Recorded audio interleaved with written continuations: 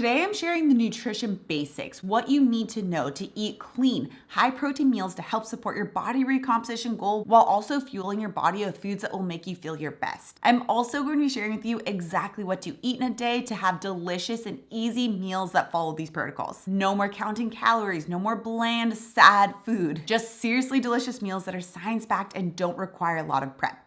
Let's dive into it. My name's Autumn. I'm a certified clinical nutritionist with my master's in nutrition human performance, and today's video is sponsored by Thrive Market.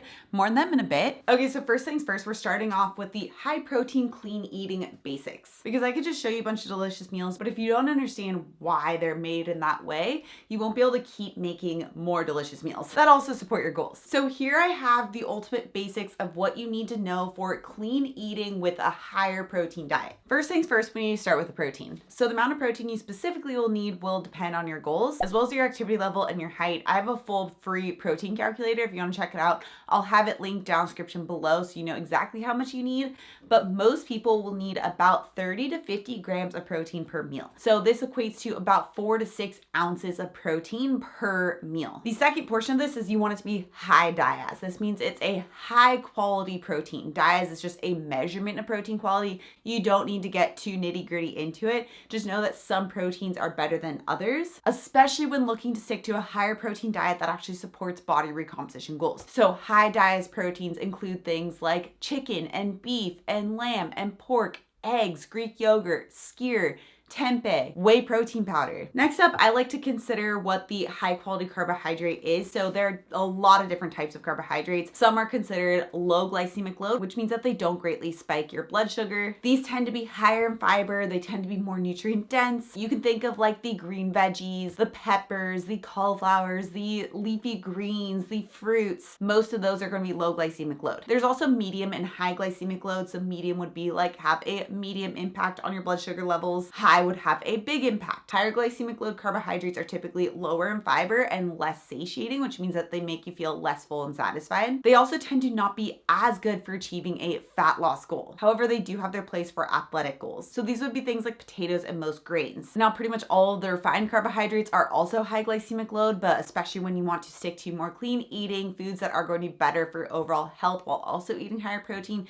you want to stick to the more whole food carbohydrates, even if they are higher glycemic load. Now, when focused on a fat loss goal, you want to stick with mostly those low glycemic load carbs. I have a full printout of all those different types of low glycemic load carbs. I'll have it linked down in the description below with a blog post if you want to check that out. But like I mentioned, there's also time and place for those medium and higher glycemic load carbs. I have all those more step-by-step details if you want to check it out. It's in my body recomposition program, so I'll also have that linked down in the description below. It's the exact program that I use to achieve my 20-pound postpartum weight loss goal without having to count calories and while still eating foods I loved. Okay, and then the last portion of this is the fats. Now, fats are also going to be goal and hunger dependent. So typically for most people, it's between 1 to 3 servings of fat per day. And I recommend mostly from whole food fats like avocados and olives and nuts and seeds. However, also using some oils and just regular fats like butter and ghee also have their place for cooking. But a great example of a serving of fat would be like a half a cup of olives or 1 tablespoon of almond butter or 2 tablespoons of peanuts, 2 tablespoons of chia seeds, a half an avocado, 2 tablespoons of pumpkin seeds. All of these are really great, more whole food options. And then you could also use like a tablespoon of olive oil or ghee or butter or avocado oil in your cooking or with your dressings. So the other thing I wanted to note here is a section on my strategy. So this is more specific to what I recommend with my community, as well as what I did to lose my 20 pounds postpartum and what's in my body recomposition program. But I specifically recommend 3 meals and no snacks. Now this is for a fat loss specific goal. There is also a time and a place for snacks, especially if you are higher energy demands, like if you are really athletic, you have a huge athletic goal, or if you're pregnant or you're breastfeeding, like those are different times when having a snack could be useful. But especially for a fat loss goal, having a 3-meal structure has actually been found to be more satiating and lead you to not be as hungry throughout the day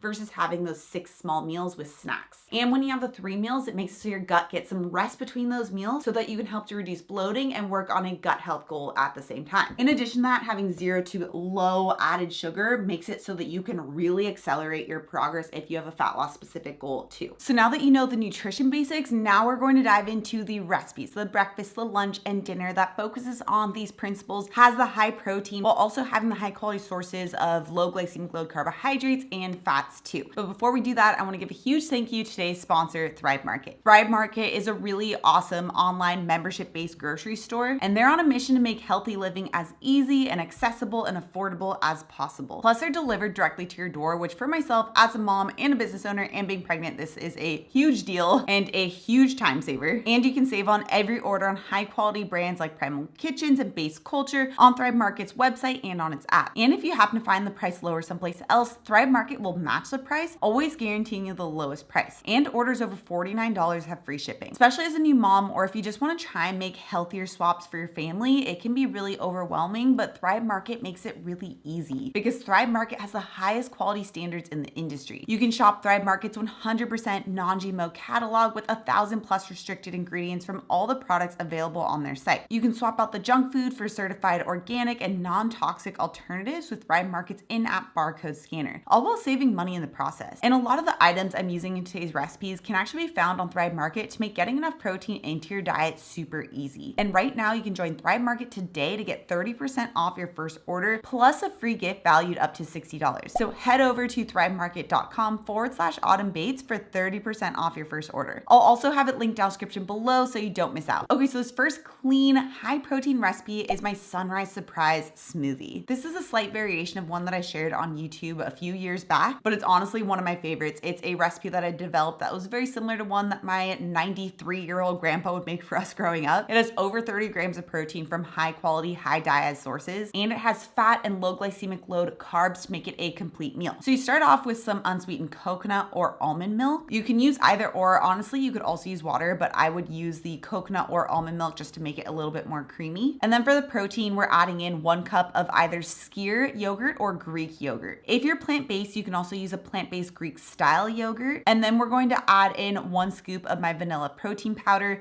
That full combination will give us 30+ grams of complete protein. Next up, I like to use a half of a lemon. This gives it that nice fresh flavor. We have a Meyer lemon tree, so I use Meyer lemons, but you can use any type of lemon. And then a half cup of frozen pineapple. Using this amount keeps the glycemic load on the low side. For high quality fat as well as fiber, I'm adding in a tablespoon of hemp seeds and a tablespoon of coconut butter. And you just blend it all up, and then you can top it with some toasted coconut flakes if you want. This can honestly act as either a first meal or a second meal, but I personally love having this as a breakfast or a first meal because especially when I'm in a rush to get out the door and get the day going, I can just bring this with me and have a complete meal ready to go. Okay, for lunch, we're going to make one of my all-time favorites, and it's a simple slaw with tuna. Canned tuna is like the biggest high protein hack. Depending on the brand you're using, you can have about 40 to 45 grams of complete protein in 1 can of tuna. I'm not talking about like those little tiny 2.5 ounce cans. I'm talking about like the 4 to 5 ounce cans. And that's all without having to cook. So it's like an absolute lifesaver. But to make this a complete meal, I like to pair it with a very simple but delicious and flavorful slaw. So you just take both green and purple cabbage, but if you only have one or the other, you could just stick to one and that's totally fine. And you thinly slice it up. And then I take some carrot and shred it as well. And I add some chopped green onions as well as some chopped cilantro. I put that all in a bowl and I toss it all together along with just like a drizzle of rice vinegar. I love using rice vinegar in a simple slaw because it just adds so much flavor, makes it really bright and fresh tasting. And then a drizzle of olive oil and a pinch of salt. That gives me my low glycemic load carbohydrate base. But to get the fat, I'm adding in some avocado, which also provides a good amount of fiber too. So I'm adding in some sliced avocado and again, just giving this all a little toss. This is a really simple slaw, but it tastes so good. And then from here, I literally will just like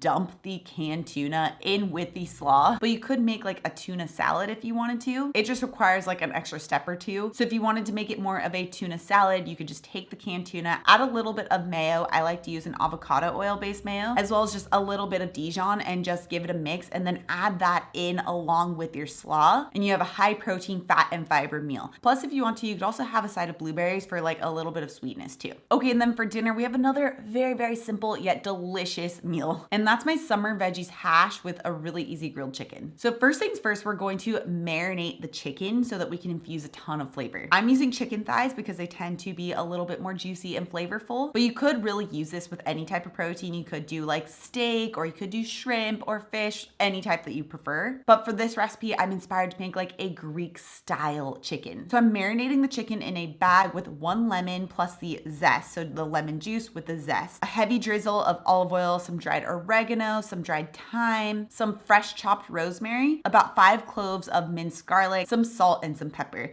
Give that all like a nice little squeeze inside of the bag to make sure all the flavors are infused with the chicken. And then I just stick that in the fridge while it's marinating and while I prep the rest of the food. So while the chicken is marinating, I'm prepping my summer veggies hash. So in a pan over medium heat, I'm adding some olive oil, some onions, some garlic, carrots, and sweet potato, as well as paprika and dried basil, dried garlic, red chili flakes, and a heavy pinch of salt. This sounds like a lot of ingredients, but that's pretty much all you're adding in. There's only like a couple of things more that you're doing, and you will not want to skip on the spices and herbs because this is where all the flavor is. So I'm sauteing that up for a couple of minutes, then I'm reducing the heat to medium low and covering it. By covering it, it's allowing the veggies to steam for about 7 to 8 minutes so that the sweet potatoes can get fork tender. Now, one huge hack for this is to make sure that when you're cutting the carrots and the sweet potato, you cut them pretty small. That way you can make sure it cooks faster. If you find that the veggies are sticking, you could add like a tablespoon or so of water into the pan as well. So after that 7 to 8 minutes, I turn the heat back up to about medium and add some chopped zucchini as well as some diced grape tomatoes, and then another nice heavy pinch of salt. And I'm sauteing that up all for about another 4 to 5 minutes or until the zucchini feels fork tender. So while all that's going on, I'm also going to turn my grill on, shake off the excess marinade, and put the chicken onto the grill. How long you grill the chicken will really depend on the size of the chicken, but you just want to make sure you flip it once. So this might be anywhere between like 7 to 12 minutes per side. And you want to make sure the internal temperature is 165 degrees to make sure it's cooked all the way through. I really like using the meat thermometer for this because it just takes all the guesswork out. And then I just pair that Greek chicken with the summer veggies hash, and it is so good. We get the low glycemic load veggies, we get some quality fats that are infused in there, we get the chicken for the protein. It's so delicious, so tasty, while also using high protein and clean whole food ingredients. I'll also have all of the recipes written down description below if you want to check them out. And most of the ingredients that I mentioned in today's video can actually be found on Thrive Market and delivered directly to your door. So if you want to get that 30% off discount plus a free gift valued up to $60, make sure you head over to thrivemarket.com/autumnbates. I'll also have the link down description below so you don't miss out on that discount. Now, one of my all-time favorite fast and easy high protein breakfast recipes are my chocolate chip protein waffles. They are so good and so easy to batch for the entire week so that you have a really fast and easy breakfast ready to go in minutes.